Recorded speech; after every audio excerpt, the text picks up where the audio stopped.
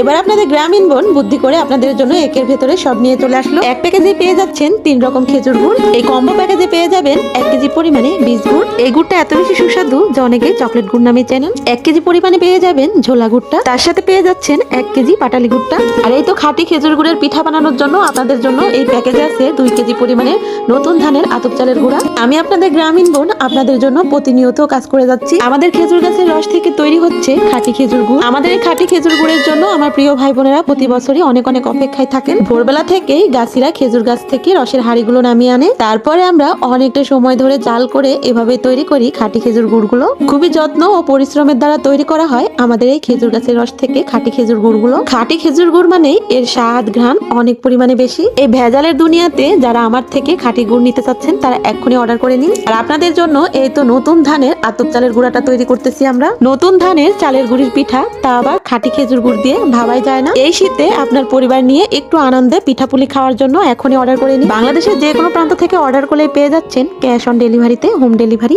খাঁটি খাবার খান, পরিবারকে খুশি রাখুন, আর আমার জন্য দোয়া করবেন। এইভাবে আমি যেন সবসময় আপনাদেরকে খাঁটি খাবারগুলোই খাওয়াতে পারি।